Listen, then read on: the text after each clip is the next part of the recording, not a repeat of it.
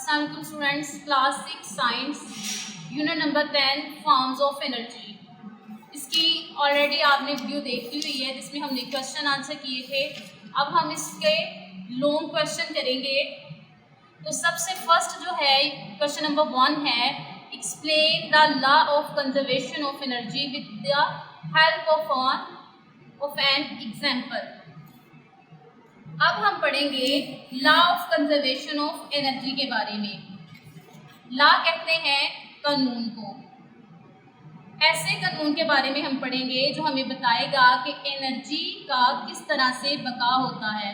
Energy के बका की या कंजर्वेशन की अगर हम बात करें तो इसका मतलब है एनर्जी जो है वो ना ही क्रिएट होती है, ना ही बनती है और ना ही डिस्ट्रॉय होती है, यानी कि ना ही ख़त्म होती है।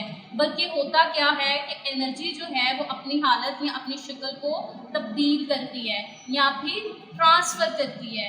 अगर हम बात करें कि एनर्जी बनती नहीं है या डिस्ट्रॉय नहीं होती, तो इसका क्या मतलब है? अगर हमारे पास कोई सिस्टम मौजूद हो या कोई ऐसी चीज़ मौजूद हो या ऐसा ऑब्जेक्ट हो जिसके अंदर एनर्जी मौजूद हो, तो इसकी जो एनर्जी इस ऑब्जेक्ट के अंदर मौजूद होती है वो ना ही कम होती है और ना ही ख़त्म होती है, ना ही कोई नई एनर्जी बनती है।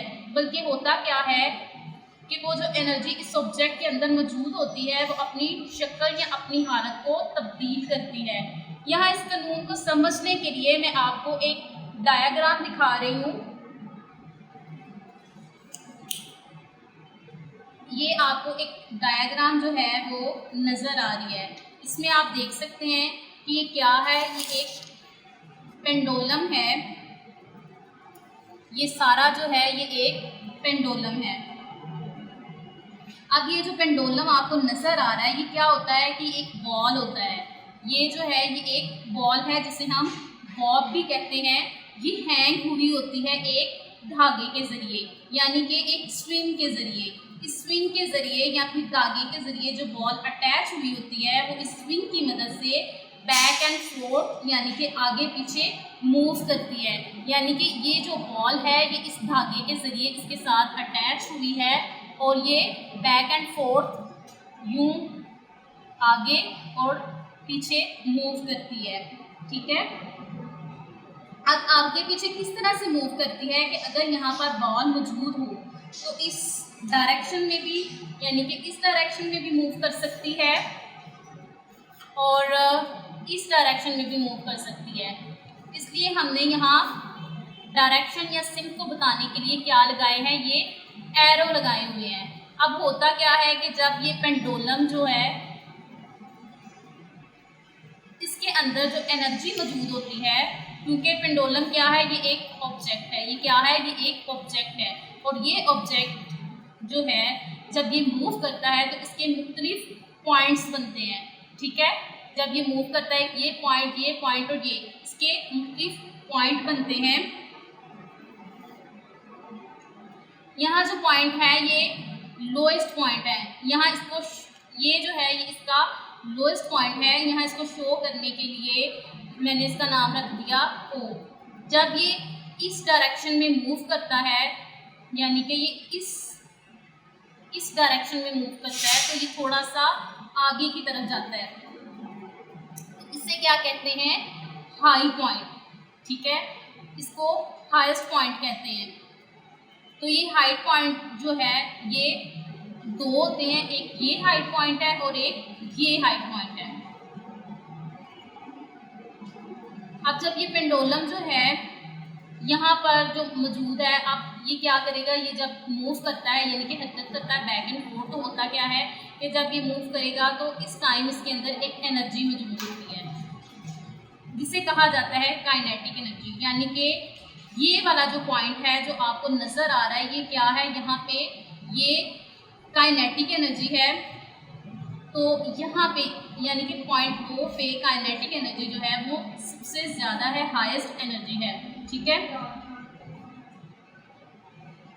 अब अगर हम पोटेंशियल एनर्जी की बात करें तो जब ये पेंडुलम जो है वो मूव करता है। आपको पता है कि पोटेंशियल एनर्जी जो है वो हाइट की वजह से होती है किसी भी ऑब्जेक्ट में। तो अब ये बॉल जो है ये जैसे जैसे मूव करता है, यानी कि ये यहाँ पे पहुँचेगा तो ये हाइट पे पहुँचेगा, तो पोटेंशियल एनर्जी जो है वो बढ़ती है।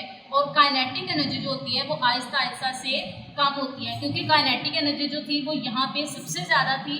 अब ये जैसे ही यहाँ मूव करेगा, यानी ये बॉल जो है वो हाईएस्ट पॉइंट पे यहाँ पहुँचेगी, तो यहाँ पे जो पोटेंशियल एनर्जी है वो सबसे ज़्यादा होगी और काइनेटिक एनर्जी जो है वो कम होती जाएगी।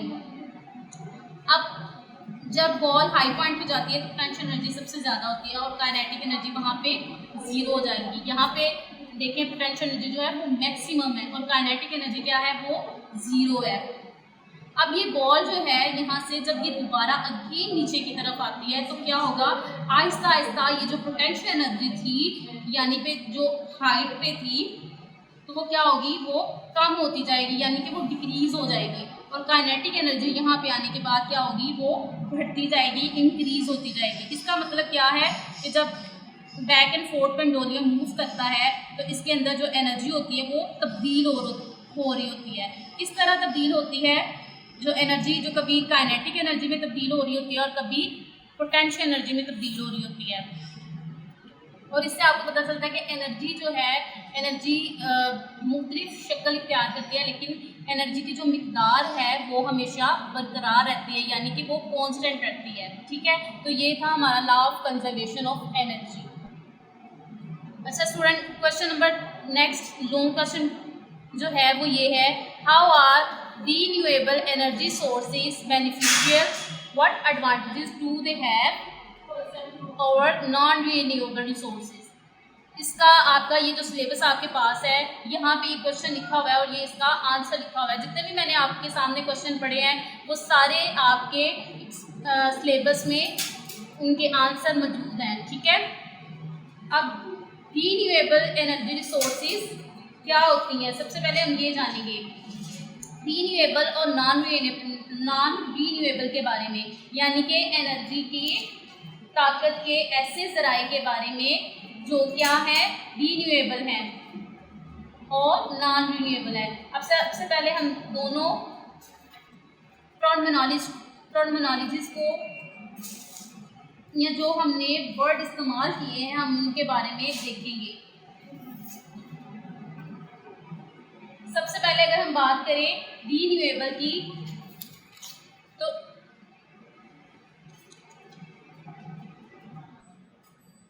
अगर हम इन वर्ड के बारे में बात करें तो सबसे पहले अगर हम बात करें रिन्यूएबल की, तो रिन्यूएबल लफ्ज़ निकला है रीन्यू से, और रीन्यू का मतलब होता है किसी चीज़ को दोबारा से बनाना या दोबारा से बहाल कर देना, यानी कि रीन्यू कर लेना या स्टोर कर लेना। तो एनर्जी जो कि हम कहते हैं कि ऐसे सोर्स से आ रही हो या ऐसे ज़राए से आ रही हो जो कि ख़त्म ना हो, तो